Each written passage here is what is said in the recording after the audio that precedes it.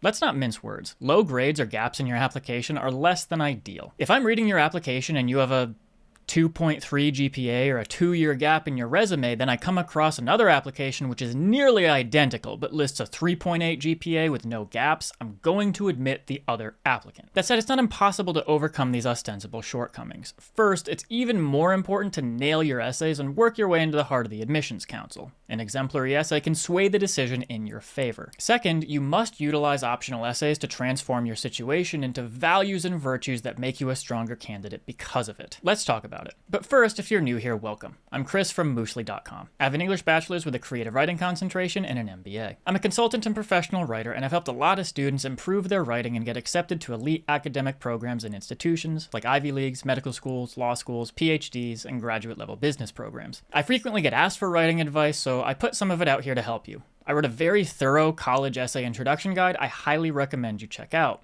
It's designed to be actionable and can get you started on your essay in minutes. Click the link in the description to download it for free. Admissions councils know that life can be tumultuous. They're looking for students who will succeed at their university, add value to campus, then continue contributing throughout their career.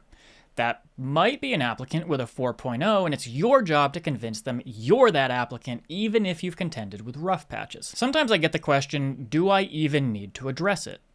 It depends. You don't need to write an essay explaining that a 2-week flu contributed to your C in French. Focus on anything that raises questions, significant gaps, or academic underperformance relative to your ability. These issues won't slide under the radar either way, so you want to display accountability and utilize the opportunity to spin the narrative in a positive light. I like to compare these types of essays to solid "what's your greatest weakness" questions in interviews. Yeah, I know, it's a stupid performative question, but consider what constitutes a good response. You recognize a weakness, not "I care too much," demonstrate how it can be a virtue, then address what you learned and how you're working on it. For example, one of the answers I've used in the past is something like, "I have a hard time saying no, which can lead to overcommitting. However, I've learned that overextending myself can impact both my efficiency and the team's outcomes. To address this, I now use tools like task management software to evaluate priorities and deadlines systematically, ensuring I allocate my time effectively. I also proactively communicate with stakeholders to clarify expectations and adjust timelines if needed, ensuring I deliver high-quality contributions while maintaining focus on team goals." Gross, right? Well, I'm sure you have your preferred version of this answer, but you get the idea. This is your goal in explaining your academic underperformance or year-long hiatus. It was caused by XYZ, which, if you look at it this way, is actually a good thing. And furthermore, here's a concrete example of a major takeaway and how it's taught me.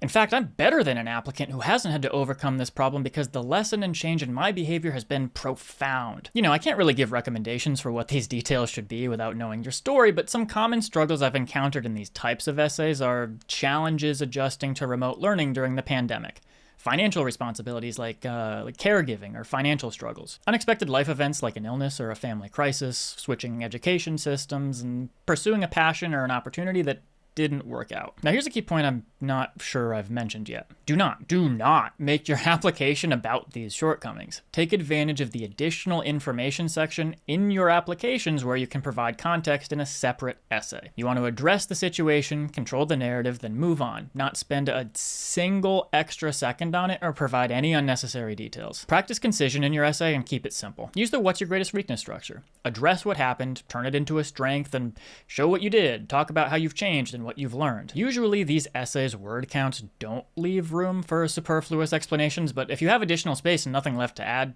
keep your essay short. No need to over-explain. Finally, take ownership of your actions. That's an important part of the positive changes. If you blame others and make excuses, it's a lot harder to claim ownership of the supposed growth. If you're still unsure how to frame your challenges, feel free to reach out to me at Mooshly.com, and don't forget to grab your free essay introduction guide from the link in the description. Good luck, and I'll see you next time.